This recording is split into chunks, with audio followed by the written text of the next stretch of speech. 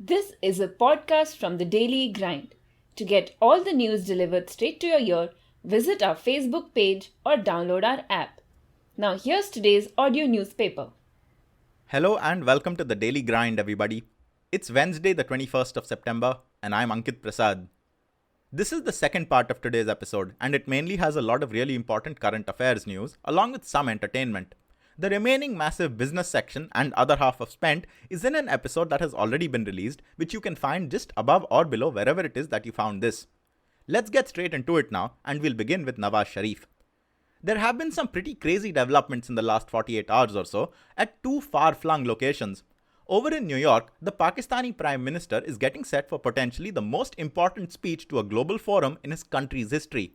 For the speech to the UN General Assembly, Sharif's objective is to present a case against India, mainly regarding the recent turn of events in Kashmir, and by recent, we mean since the shooting of Hizbul Mujahideen commander Burhan Wani, an event that triggered mass protests across the state and eventually led to over 70 deaths between the protesters and Indian authorities. The situation in Kashmir was really tense, and the Indian government was having all sorts of trouble saying or doing the right thing. It was only really able to grab a foothold because Pakistan rather unwittingly waded into the whole thing, and rather strongly at that, by championing the cause of Azadi for the Kashmiri people and by making noises about purported human rights violations by India. This enabled the brains in New Delhi to blame the whole thing on Pakistan, with the entire parliament adopting a resolution against our neighbour. Pakistan, it seems, was inciting trouble in the state by putting rocks in the hands of kids who should instead have been grasping laptops and volleyballs, said Prime Minister Modi in Madhya Pradesh of all people, grossly overestimating the popularity of volleyball at the very least. Still, Pakistan continued to meddle, and that's when Modi played his trump card. On India's Independence Day, during his address at the Red Fort, Modi brought up the adoration he gets from as far off as Balochistan, which is a large region on Pakistan's west side that it turns out has also long wanted its own Azadi but has been held by force for decades. It is a hotbed for human rights violations by the Pakistani military by all estimates, and Modi's bringing it up gave it a lot of media coverage and legitimacy. In the month and a bit since then, Balochistan has seemingly become India's favourite cause, with primetime anchors hosting exiled Balochi leaders on their primetime shows.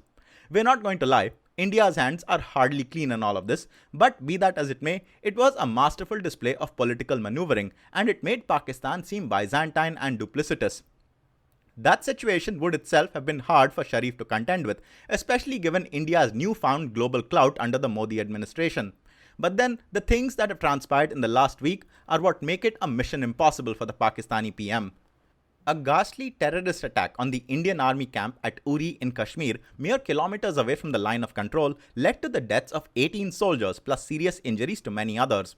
The four perpetrators were all killed, and evidence indicates that they had come in fully equipped from Pakistan. The timing of this attack doesn't make much sense if indeed it is a state-sponsored terrorist attack, but then the accusation against Pakistan is that it's a harborer and enabler of terrorists. It is more than probable that the terrorist cells don't always obey the government, but that can mostly definitely also be said of the Pakistani army and intelligence services. Regardless, the terror attack put Nawaz Sharif in a tight spot, and his government responded the way it usually does by denying that it had any role and basically saying that India had made the whole thing up. That's when Modi and his crew played their second masterstroke. Instead of retaliating, despite making noises about it, they chose restraint and instead undertook a diplomatic blitzkrieg in order to isolate Pakistan internationally. The decision had seemed like a strategic decision at first, but very soon it turned out to be highly tactical. In the few days since then, a number of the most influential countries in the world, including the permanent members of the UN, have condemned the terror attack in Uri, with Russia and France openly naming Pakistan. The US Secretary of State, John Kerry, has told Nawaz Sharif to get his country's act together and stop harboring terrorists, and most importantly, China has also condemned the attack and terrorism of all kinds. This is important because China was thought to be an all-weather friend of Pakistan's, and the two were even trying to do a lot of business together, with China planning to invest $45 billion into a China-Pakistan economic corridor. Unfortunately, the corridor passes through both Pakistan-occupied Kashmir and Balochistan, and it appears to be firmly in India's hands to decide how much dispute and trouble to stir up in these parts. And lastly, we come to the last 24 hours.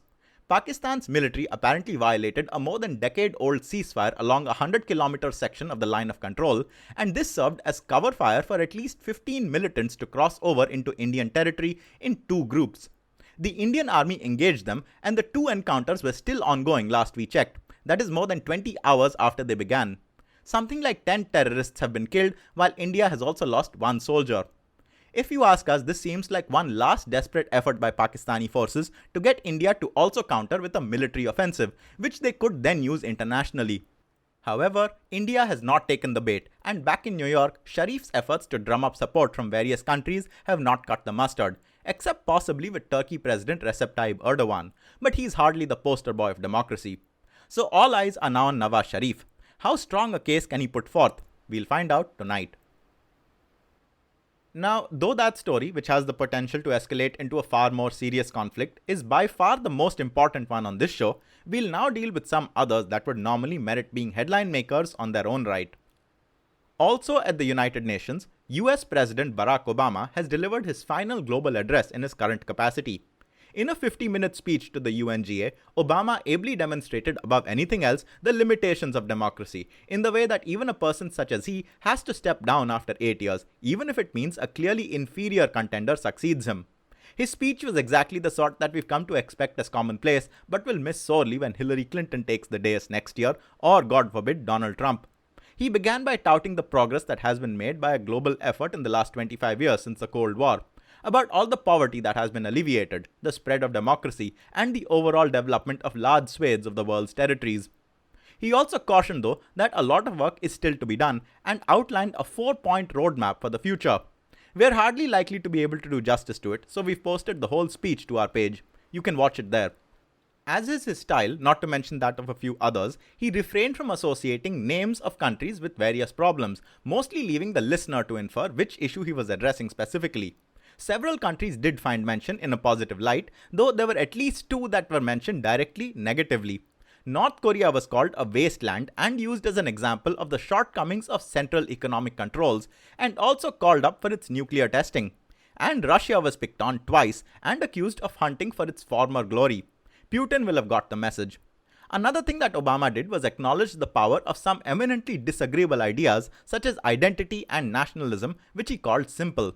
You should really check the speech out. The world will miss Obama. He's only 55 though, and we want to start a campaign to make him president of the world. Staying in New York, we now know a lot more about the Chelsea bombing from the weekend that injured 31 people. First of all, it was not an isolated incident. All in all, there appear to have been at least 2 pressure cooker bombs and multiple pipe bombs scattered in 4 different locations.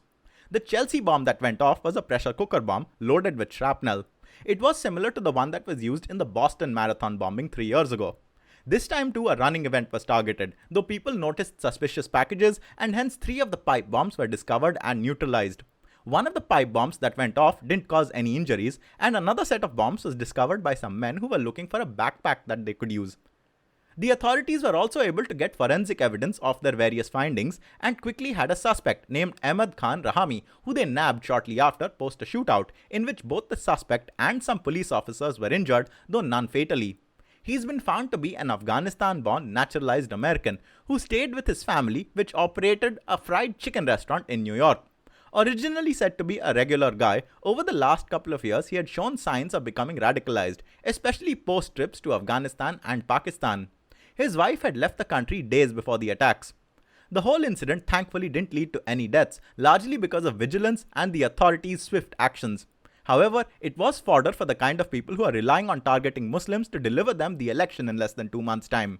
We'll hear plenty more of that when the debates begin. Lastly in this section, in India, in a story that we really should have reported far earlier but couldn't with all that's been going on, in UP, the ruling Samajwadi Party is one united family once again, though there has been a clear and embarrassing reshuffle in the pecking order. Party Supremo Mulayam Singh Yadav is very much at the top, and UP Chief Minister Akhilesh Yadav has been demoted to third, as his uncle Shivpal Yadav appears to have won their little power squabble. Mulayam Singh Yadav put his own son Akhilesh in his place by making him give back Shivpal the portfolios he had stripped him of, and Akhilesh also offered his support to his uncle, who has succeeded him as the party's UP chief.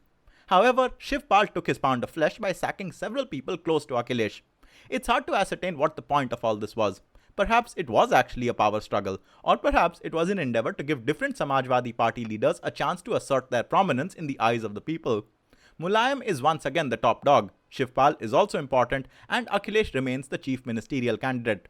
Along with this family bunch, politician Amar Singh, who has a love-hate relationship with the Samajwadi Party, has been appointed to the post of party secretary. So he is also in the mix. This is a podcast from the Daily Grind. To get all the news delivered straight to your ear, visit our Facebook page or download our app. It's time for entertainment now, the parts that we weren't able to cover in the morning show, which is mainly trailers. We start off in space with a film called Passengers. It begins with Chris Pratt and Jennifer Lawrence out on a date in a glitzy-seeming future. However, there's nothing peaceful about their lives. They're on a massive and beautiful spaceship and were headed somewhere in a state of induced hibernation along with many others. But due to some godforsaken reason, the two of them ended up waking up 9 years before they were supposed to, and they can't go back to sleep. Confronted by spending that much time together, the obvious solution appears to be to fall in love, but that's a long shot. And more immediately, there are bigger problems as things aboard the spaceship begin to go wrong, and also it appears to be headed straight into a star. There's a bit of mystery and intrigue, and a lot of hair-raising moments in space. That's Passengers, and it releases on December the 21st this year. The next trailer is for Allied. It may be attracting the wrong kind of attention at the moment because stars Marion Cotillard and Brad Pitt allegedly got involved in real life as well as real life during the making, prompting Pitt's divorce from Angelina Jolie, but that doesn't mean that that's what it's all about. It's set in the time of the Second World War, and both are some kind of spies. Their cover entails the two of them being lovers, and for what seems like years, they play a game of cat and mouse in the midst of dangerous foes, even as the lines between their cover and real life begins to fray. They appear to have a child together, all the while as their enemies close in on them. That's Allied, and it releases on November 23rd. Now we have a legal thriller. It's called The Whole Truth, and it begins with a case of fratricide. Keanu Reeves is tasked with defending the boy who has most definitely done it. He's confessed and everything, along with leaving his handprint on the scene. However, it seems too convenient, and Renee Zellweger, who is the boy's mother, seems to be hiding something. Somewhere in here, a paralegal that Keanu Reeves has taken along begins asking some hard questions, but then it turns out that not only Zellweger, but also Reeves are being evasive. That's The Whole Truth, and apparently it's already come out last year, though limitedly, so a wider release may be in the offing. A superhero movie brings up the rear, and no, it's not Marvel or DC. It's Russia and Russia's Guardians. They were created in a country, then the Soviet Union, to protect it, but when it fell, they remained behind, hidden.